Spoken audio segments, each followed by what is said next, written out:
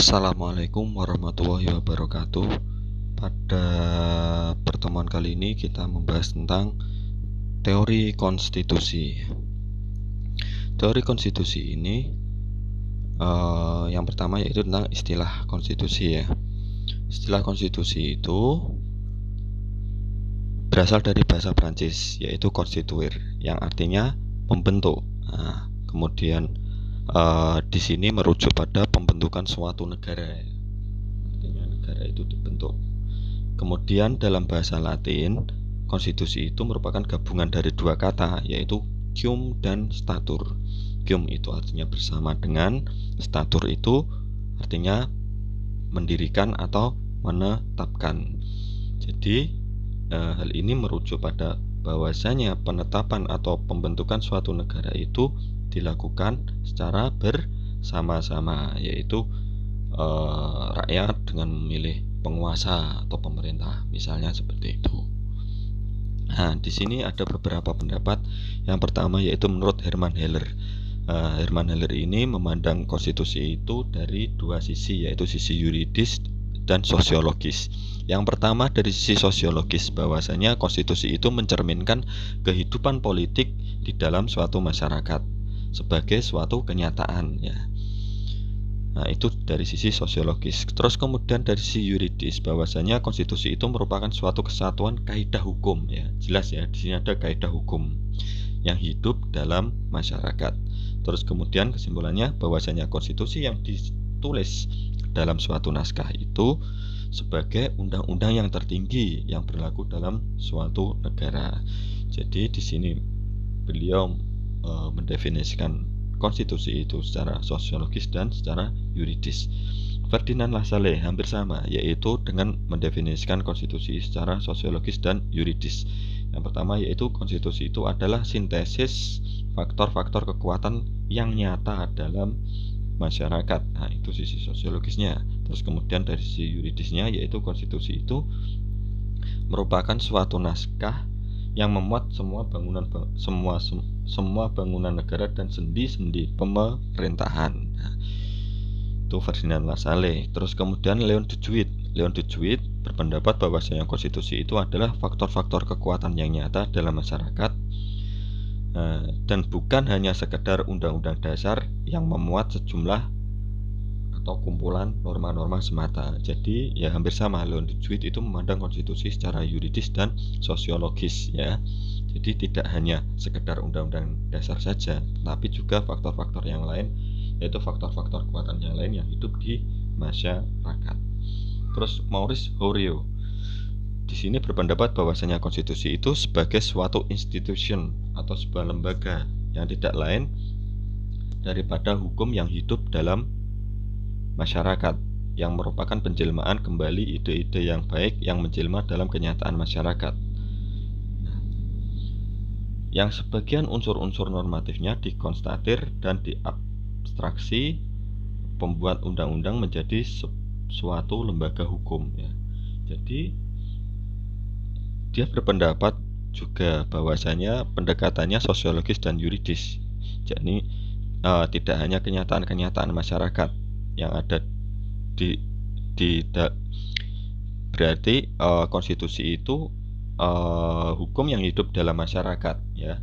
Jadi di situ hanya sebagian unsur-unsur normatifnya yang dikonstatir dan diabstraksi ke dalam sebuah undang-undang atau suatu lembaga hukum ya. Nah, di situ berarti pandangan Maurice Horiot itu berpendapat secara sosiologis dan secara yuridis. Terus kemudian Hans Kelsen berpendapat bahwasanya konstitusi adalah dasar dari tata hukum nasional ya. Dasar dari tata hukum nasional berarti di sini Hans Kelsen hanya memandang konstitusi itu secara yuridis saja, yaitu sebagai tata hukum nasional. Kemudian Stuycken berpendapat bahwasanya konstitusi itu adalah undang-undang yang memuat garis-garis besar dan asas-asas tentang organisasi daripada negara. Jadi di sini Stuycken juga memandang konstitusi hanya secara yuridis saja. Kemudian James Brice bahwasanya konstitusi itu sebagai kerangka negara yang diorganisasi dengan dan melalui hukum ya. Berarti di sini James Brice memandang konstitusi hanya secara yuridis saja. Dalam hal mana hukum menetapkan satu pengaturan tentang pendirian lembaga-lembaga yang permanen, misalnya lembaga eksekutif, legislatif, dan yuridis atau lembaga tambahan lainnya. Terus kemudian fungsi dari alat-alat kelengkapan. Fungsi-fungsi dari alat-alat kelengkapan tersebut itu apa saja?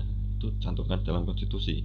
Terus kemudian hak-hak tertentu yang telah ditetapkan. Nah, di sini hak-hak konstitusional, termasuk hak warga negara dan kewajibannya.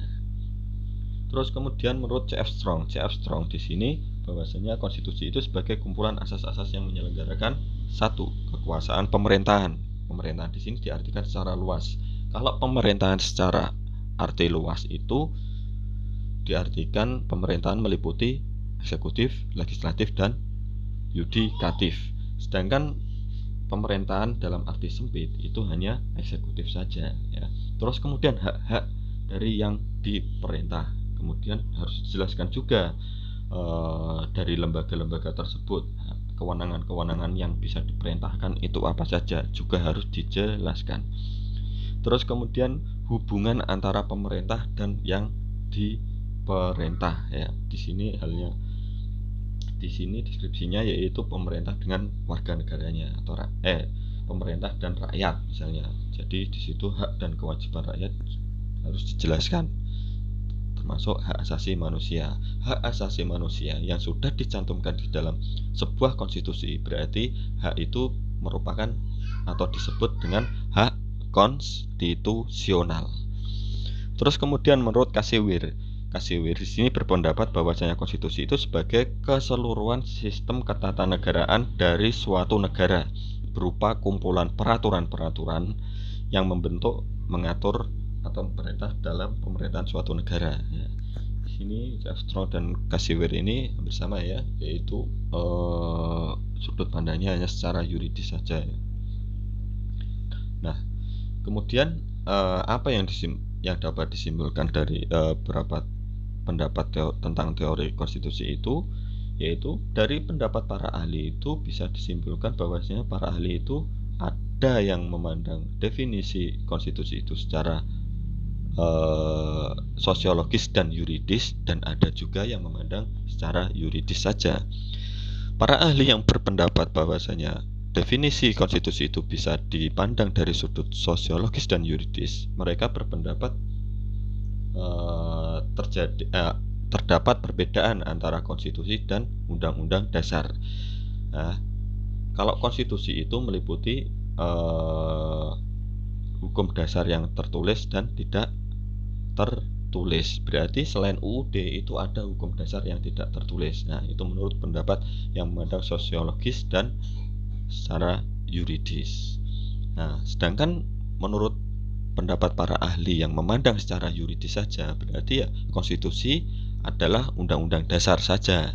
Berarti konstitusi itu ya hukum dasar yang tertulis itu. Nah, itu perbedaannya, ya. Terus kemudian tadi ada beberapa ahli yang menguraikan beberapa isi atau batasan dari konstitusi, yaitu bisa disimpulkan bahwasanya konstitusi itu merupakan deskripsi dari kumpulan kaidah yang memberikan pembatasan kekuasaan, ya, pembatasan kekuasaan dari lembaga-lembaga yang sudah dibentuk, ya, atau pembatasan kekuasaan kepada para penguasa, ya. Itu yang pertama. Terus kemudian yang kedua, konstitusi itu batasannya yaitu sebuah dokumen tentang pembagian tugas dan sekaligus cara pengisiannya, ya. Di situ lembaga-lembaga yang sudah dibentuk, lembaga kekuasaan yang sudah dibentuk itu harus dijelaskan tugas dan kewenangannya, sekaligus juga bagaimana cara pengisian keanggotaan dari lembaga kekuasaan tersebut, ya, lembaga negara tersebut. Terus kemudian yang ketiga harus jelas merupakan deskripsi dari lembaga-lembaga negara yang ada, ya, lembaga-lembaga negara itu yang ada apa saja, ya. Terus kemudian yang terakhir ini yang tidak kalah penting, yaitu yang keempat tentang menyangkut hak asasi manusia, ya. Jadi harus jelas gunanya untuk konstitusi itu, salah satunya yaitu untuk melindungi hak asasi manusia. Jadi harus cantumkan hak dan kewajiban dari warga negara, ya. hak asasi manusia ini terwujud dalam, kalau sudah ditulis dalam suatu konstitusi, menjadi hak konstitusional ya. Jadi ada itu batasan-batasan dari konstitusi. Terus kemudian dari batasan-batasan tersebut muncul sebuah tujuan ya, tujuan dari konstitusi, yaitu apa? Yang pertama tadi, adanya pembatasan ya, berarti tujuannya untuk membatasi tindakan sewenang-wenang penguasa atau pemerintah ya misalnya. Nah, terus itu yang pertama. Terus kemudian yang kedua yaitu adanya jaminan hak asasi manusia untuk menjamin hak-hak rakyat yang diperintah ya. Terus kemudian yang tidak kalah pentingnya yaitu tujuan dari konstitusi untuk bagaimana cara menjalankan penyelenggaraan negara ya, atau bagaimana cara melaksanakan kekuasaan negara secara berdaulat, yang berdaulat. Nah, itu 3 tujuan konstitusi ya. Yang pertama membatasi tindakan sewenang-wenang dari pemerintah, kemudian menjamin hak asasi manusia, yang ketiga yaitu bagaimana cara menetapkan pelaksanaan atau penyelenggaraan negara yang berdaulat. Baik, sekian, semoga bermanfaat. Wassalamualaikum warahmatullahi wabarakatuh.